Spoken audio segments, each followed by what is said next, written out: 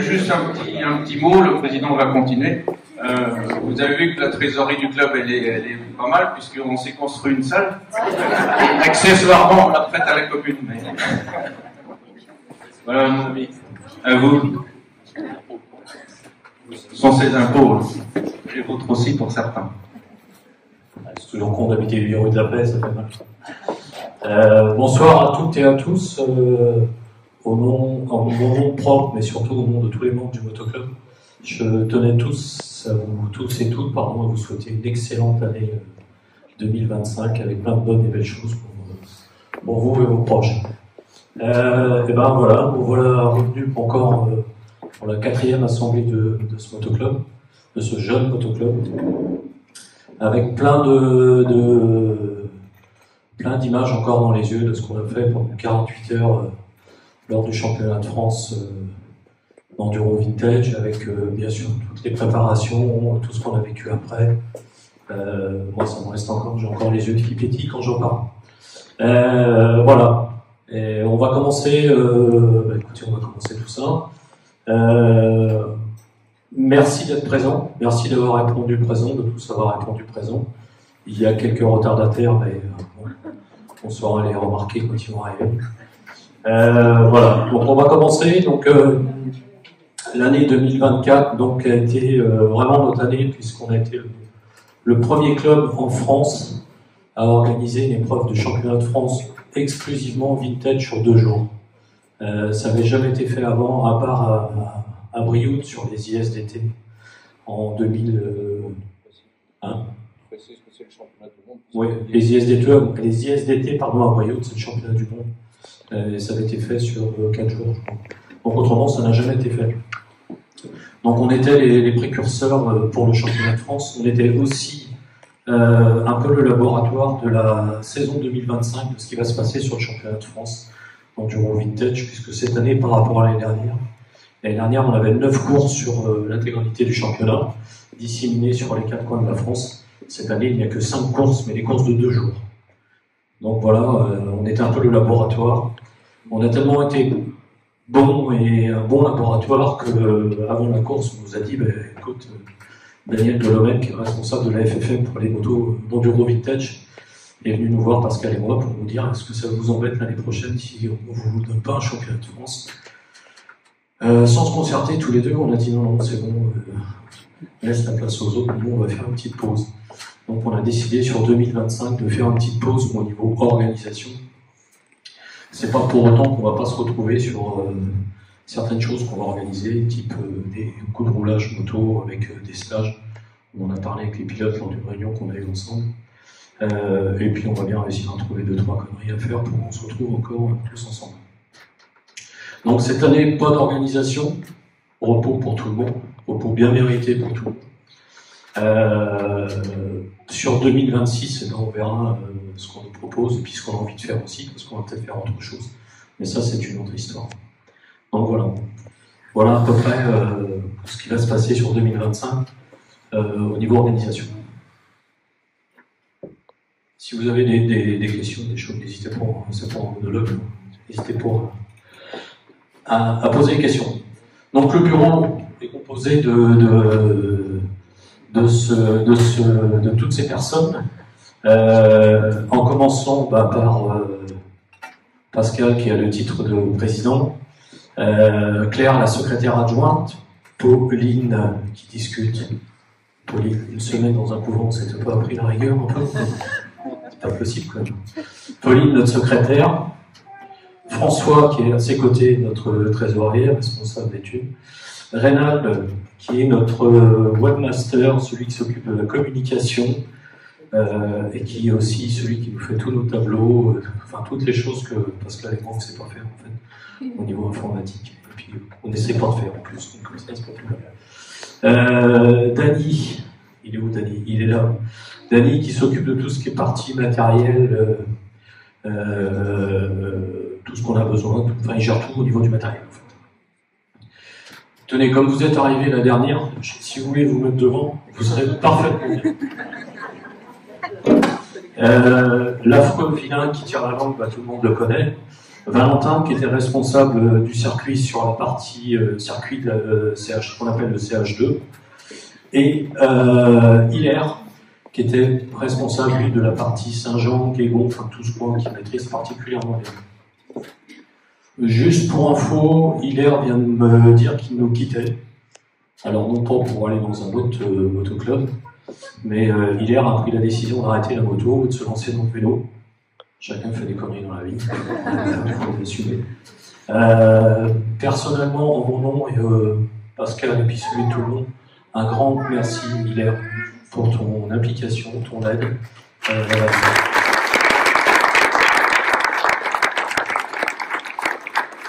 Globalement, sans ton aide, sans ton implication, je ne pense pas qu'on aurait pu faire une épreuve de si bonne qualité, parce que ton tracé, ton circuit était particulièrement magnifique, et le boulot que tu as fourni lors des 3 épreuves ont été vraiment grandioses. Donc encore une fois, un grand merci. Bon vent à toi. Tu resteras toujours avec nous. Hein, on saura toujours te envoyer des petits messages et te faire partager tout ça. Et puis si un jour tu auras bien l'idée de refaire de moto, avec plaisir. Pour le vélo, je passe mon tour. Si Antoine est d'accord. Antoine est le vélo. Et j'ai Stéphane aussi qui va se mettre au vélo, il a un vélo électrique. Et j'ai Philippe Doudard aussi qui, je crois que c'est inscrit pour le Paris-Brest-Paris. Donc voilà. Ouais, Paris-Brest. On avait décidé un peu parce que globalement, quand on a lancé l'épreuve sur 2 jours, il faut quand même savoir qu'au lancement de l'épreuve, quand on a déposé l'épreuve au calendrier, il y a eu une révolte des pilotes par rapport au nouveau règlement 2024 qui avait été lancé par la FFM avec une tarification plus importante, avec tout un tas de choses. Donc à fin janvier, on ne savait pas si on allait vraiment faire notre épreuve parce que personne ne voulait venir le voir. Ça coûtait trop cher. Enfin, ils étaient remontés tous contre la FFM. Il faut savoir qu'on a eu une visio avec Pascal et puis l'ensemble des clubs organisateurs d'épreuves d'enduro vintage avec Vincent Rigaudias, donc le président de la ligue à la FFM pour la partie enduro. Une visio qui a duré à peu près 1h30. Nous, sur lequel on a défendu notre épreuve, on a défendu aussi le fait que, au lieu d'avoir un engagement à 120 € ou 110 €, on préférait avoir un engagement à 80 €, avoir plus de pilotes. Globalement, on s'est un peu tiré une balle dans le pied, mais bon, c'est fait, on n'en parle plus. La FFM a fait machine arrière, intelligemment. Bonjour Catherine, merci de votre retard. Bonjour Claude, merci de votre retard, c'est toujours un réel plaisir. Et ne dites pas que c'est à cause du camion qu'on ne fait pas démarrer. Tiens Catherine. Donc voilà, donc globalement on a eu un certain nombre de pilotes, c'est-à-dire 239 inscrits, ce qui est un très gros score pour une épreuve de championnat de France avec dédié qu'aux motos anciennes. Mais on a été obligé, si tu peux, sur les retombées, on a été obligé d'aller un peu aussi se vendre à droite à gauche. En disant aux gens, voilà, on organise ça, mais voilà les retombées que vous pouvez avoir économiquement sur le bassin Puy-en-Velay, entre les nuitées d'hôtel, entre les restaurants, entre les centres de distribution tels Leclerc, notre partenaire, les commerces locaux ici, le Père Golvin pour la restauration, les 2 bars, l'épicerie. Franchement, ils ont tous été bluffés. Il faut savoir, par exemple, l'hôtel de l'hippodrome, la moitié de l'hôtel de l'hippodrome a été pris pendant 4 jours avec des gens en dehors des gens des chronométreurs, des gens de la Ligue qu'on avait logés là-bas. La moitié de l'hôtel a été pris pendant 4 jours que par des gens de la moto.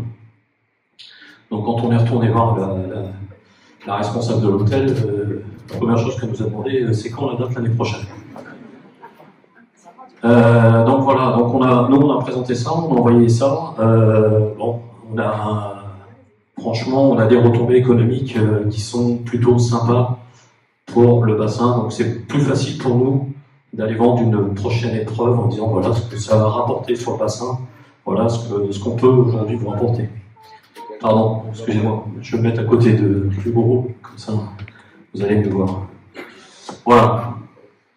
Donc les hébergements payants, les repas, les achats divers sur Topon, pardon. Voilà la retombée économique.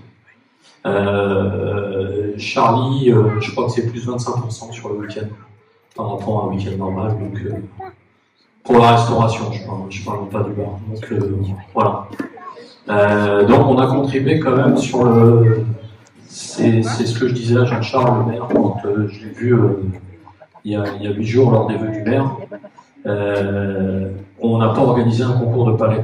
Je veux dire, on a fait vivre pendant 72 heures, on a fait vivre la commune et tout ce qui va autour. Donc voilà. Je voudrais juste venir sur le petit deal qui avait été fait entre la fédération française et puis les pilotes. Quand la fédération, il y a environ un an, ils ont décidé d'augmenter les prix des engagements. C'est-à-dire que chaque pilote paie un certain montant au club pour s'engager sur la course. Et donc, la fédération, sans concertation, avait décidé qu'ils augmentaient à 100 € le ticket la journée. Donc, ça faisait 200 € d'engagement pour les pilotes pour venir à Topon. Et donc, ils ont dit non, pas question, Et donc, ils étaient en train de monter un collectif. Et donc, ils voulaient ne pas venir à Topon, faire un blocus sur Topon. Et donc, nous, on se retrouvait avec des engagements financiers déjà lancés. Donc, on a trouvé une solution avec et la Fédé, comme disait Pascal, et les pilotes. Et au final, on a quand même laissé 40 € fois 240 pilotes. Donc, ça fait environ 9 600 € qu'on a donné aux pilotes. C'est un beau cadeau. Donc financièrement, on équilibre. On a gagné un petit peu d'argent, mais on a quand même laissé quelques plumes. Et tout ça pour nous dire, l'année prochaine, vous n'aurez pas de course, les gars. Voilà, la petite précision. Merci pour la précision qui est quand même importante. En deçà de tout ça, on a aussi,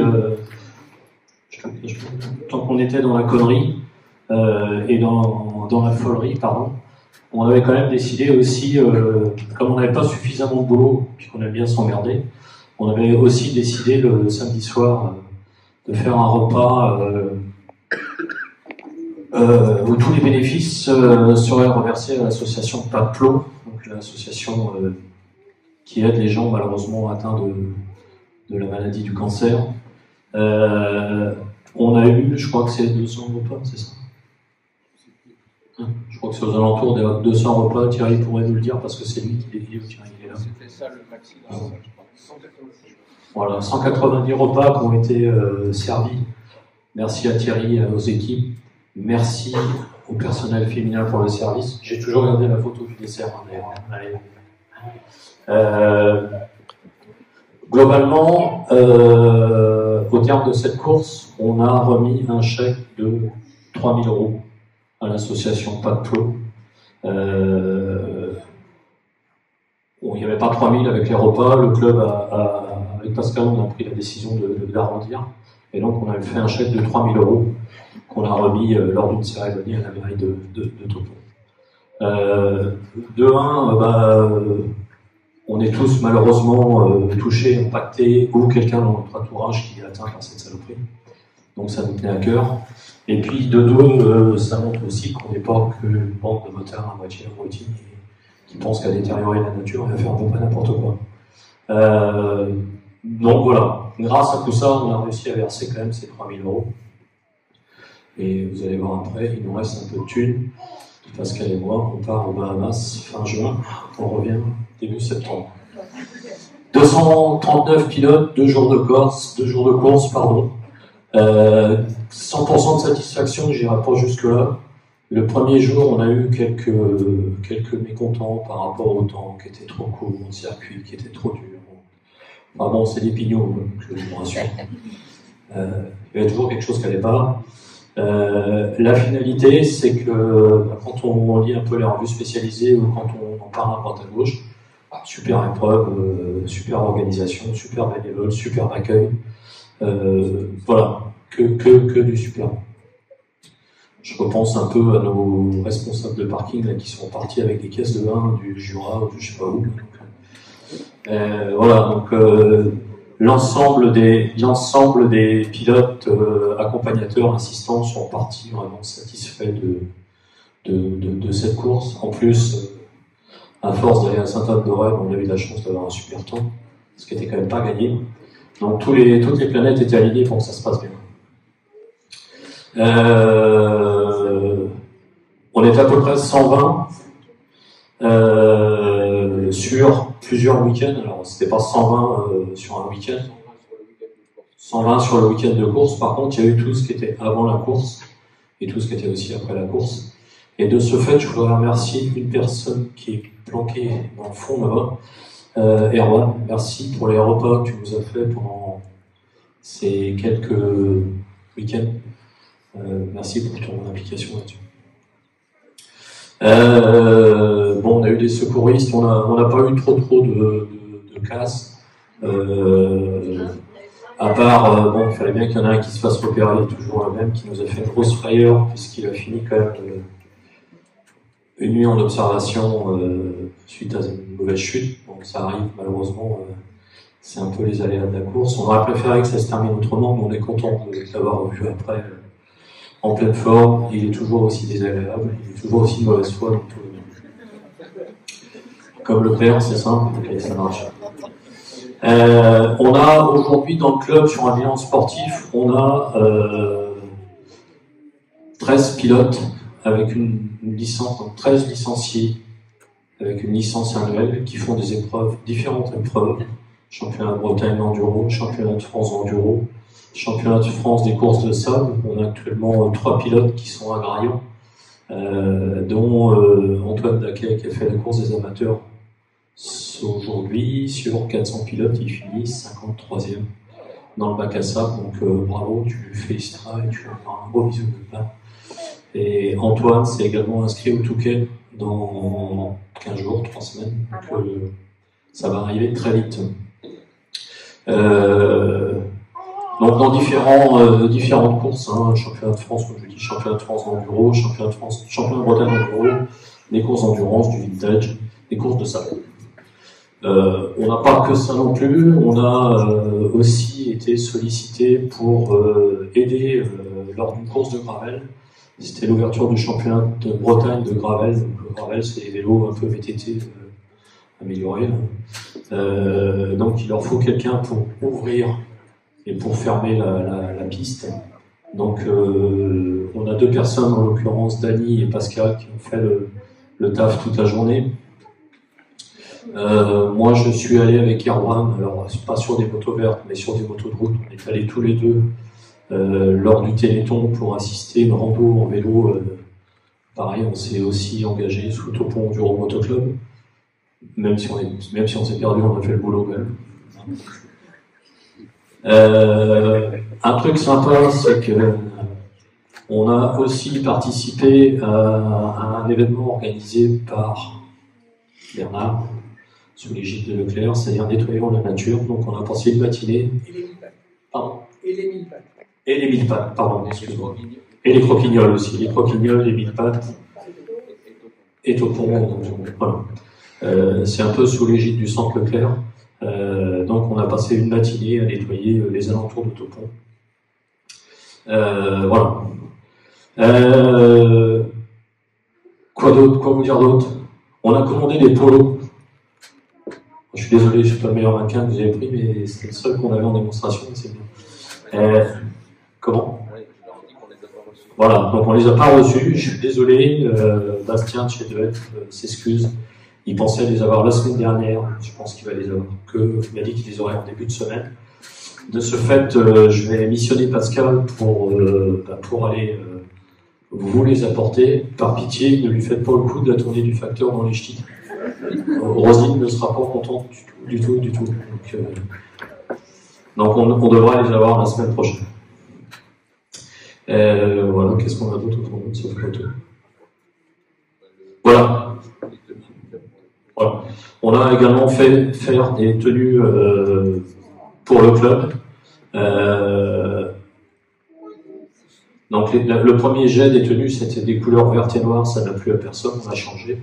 Donc voilà la configuration des tenues qui sont commandées, je pense qu'on les aura fin janvier. Donc Prébastien, on les aura fin janvier. D'accord? Donc, pareil, Pascal fera aussi la tournée du facteur pour les déposer. Donc, il n'aura plus le droit de sortir de toute façon. Normalement, on se fera une petite remise, voilà. Ok, donc les commandes sont bien passées, les tailles sont normalement respectées. J'ai transmis tout ce que Renan m'avait transmis, donc normalement il n'y a pas d'erreur. Donc voilà. Je vais laisser la main au banquier. Banquier. Bon, l'association va bien. On a bientôt 4 ans tout juste. Et on a un meilleur bilan que nous le mettre pour l'instant. Donc les gros flux en fait. Globalement, voilà,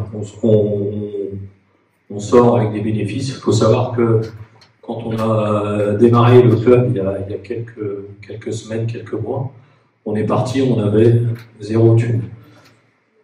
Pascal et moi, on a mis un peu d'argent dans l'affaire pour pouvoir lancer, pour pouvoir payer la FFM, pour pouvoir payer l'adhésion de la FFM, pour pouvoir payer l'assurance de la course, pour pouvoir tout faire. Quand on voit le résultat aujourd'hui, c'est quand même pas mal. Donc c'est pour ça qu'on se barre de mots certainement. Voilà. Donc, voilà. Validation de la gestion du bureau sortant. Donc, est-ce que vous voulez qu'on s'en aille ou est-ce que vous voulez qu'on reste? Donc on fait un vote à main levée, ça va être plus simple. Donc pour ceux qui veulent qu'on reste, levez la main. Pour ceux qui veulent qu'on parte, levez la main. On a les noms de ceux qui veulent. Ceux qui va rester, c'est un blanc, s'il te plaît. Ok, donc ça veut dire qu'on réunit le même bureau pour 2000. Vous ne voyez pas d'inconvénient? Vous êtes tous d'accord? Voilà. Sur le terrain de Maucon, un dimanche ou un samedi, je ne sais pas encore, c'est Pascal qui va gérer ça. Un dimanche ou un samedi où on fera un peu de moto avec tout le monde, avec un petit repas, une petite noyade le midi. Petite noyade le midi, on prendra très certainement une participation, on aura une participation au pilote. Tous les bénévoles sont les bienvenus, c'est pas s'inquiéter. On va partir au mois de mai faire une assistance puisqu'on a 5 pilotes du club qui vont faire ce qu'on appelle une classique, c'est-à-dire qu'ils vont partir rouler 2 jours en Dordogne pour la grave de Cyrano. On a également des équipes qui sont inscrites, je vois Ludo, je vois Guillaume, qui sont inscrits aux 24 heures de bataille, si je ne me trompe pas, qui auront lieu au mois de septembre de cette année. Donc je pense qu'on ira aussi. Les petits avaient parlé de le faire aussi, mais vous le faites aussi. Donc voilà, donc on aura deux équipages aux 24 heures de Bretagne. Et puis on en parlera peut-être à tête reposée, mais pourquoi pas se faire une petite rando entre nous sur la fin de l'année, sous l'égide du Téléthon, c'est toujours sympa à faire. Et puis on est couvert par le Téléthon, c'est pas mal. On a Avril qui nous avait organisé ça une année, ça a été sympa. Voilà. Moi j'en ai à peu près fini. Je vais laisser du micro à Pascal qui va clôturer. Votre professionnalisme et votre rigueur nous permet aujourd'hui de sortir proprement. Le circuit a été nettoyé après la course, les flèches rubalises ont été retirées. Voilà, donc là on est vraiment propre. Il est là. Championnat de Bretagne, catégorie vétéran, 6e au championnat de Bretagne, avec quelques podiums quand même sur la saison. Ça fait combien de podiums? Un podium, c'est pas mal. Ah, c'est là, pardon, je l'avais pas vu. Il faut savoir qu'à cause de toi, le partenaire de la Ligue motocycliste de Bretagne, en l'occurrence Minerva, a arrêté son partenariat à cause de ton podium, il me tue. Bravo Ludo, ça foutu le bordel. Thierry Doudard en championnat de Bretagne d'endurance finit 7e. Jonathan Laura qui n'est pas là aujourd'hui parce qu'il doit être en train de jouer dans un bac à sable. Oui. Donc il est à Graillan pour faire le championnat de France des sables. Il finit en Ligue 2 en championnat de Bretagne d'enduro, il finit 26e, c'est sa première année en plus Jonathan. C'est sa première année. Laurent, il fait des courses sur Paris, c'est des trucs de junior niveau, Laurent. Vous faites que tourner en rond, c'est facile ça, non? Je te dis ça, mais je ne suis pas capable de le faire, donc je te rassure. Laurent, donc, qui finit 22e sur une épreuve à Guilhem, c'est ça? Ouais. Guillaume, qui se tient la bourre, mais lui, il est en super vétéran, il finit 7e dans sa catégorie, toujours en championnat de Bretagne. Louis Jarmot, en championnat de Bretagne, il finit en Ligue 2, 19e, pareil, c'est sa première année aussi. Il est dans le bac à sable aujourd'hui aussi, Mario. Jonathan Pellerin, pareil, en Ligue 3, il finit 20e. Bac à sable aussi, non? Non, il est là, Jonathan. Pardon, excuse-moi, je me trompe. Je veux plus rien. Olivier Rivalan, championnat de Bretagne, enduro super vétéran, il se tire toujours la bourre, Guillaume, tous les deux. T'arrives à mettre bien, quoi. C'est bien. 9e, Emilien Boudard, en endurance. Emilien, t'es où? T'es là. 32e, t'as pas fait d'endurance, Emilien? Comment? Les championnats de Ligue 2. Non, j'ai fait un grand tableau de 2 pages. Voilà ce qui reste. Voilà, tu vois, c'est le bordel. C'est ce qui a fait ça. Voilà. Et t'as roulé avec Antoine en endurance? C'est compliqué un peu, non? Ça a été... Non, ça va. Ok. Antoine Blaquech, donc en Ligue 1, pour sa première année en Ligue 1, finit 10e. Pareil, donc bac à sable à Graillan. Donc c'est lui qui fait aujourd'hui 53e sur 400 sur l'épreuve des amateurs le samedi, super réter. Auguste Guyolo, vous ne le voyez pas souvent, voire même jamais. C'est un petit jeune que Valentin a récupéré lors de la première année qu'il a roulé en championnat de France d'enduro. C'est un gamin super sympa qui continue à prendre sa licence au club. Et il finit 6e dans sa catégorie. Et il a également fait les ISDT, donc le championnat du monde d'enduro qui dure 4 jours en Italie. C'était en Italie cette année et il finit 18e. Antoine Garin, il est où Antoine? Antoine 7e en Ligue 1. Il va progresser un peu Antoine. Ça fait des années que tu es en Ligue 1. Florent Crozatier, donc Florent Crozatier, c'est notre Brestois qui a eu la correction de gens qui laissent dire qu'il quittait le club parce que c'était un peu trop loin pour lui et qui a cherché un club un peu plus près. Bon, il nous a envoyé un petit mail, un petit WhatsApp pour tout le monde, donc c'est très sympa et très correct de sa part. Et notre Kiki international, donc 4e dans ses catégories en Ligue 1, et par contre podium au lodge tous les samedis soirs, si on ne pouvait pas le voter, on ne savait pas si c'était en terrain, et mieux qu'en Ligue 1.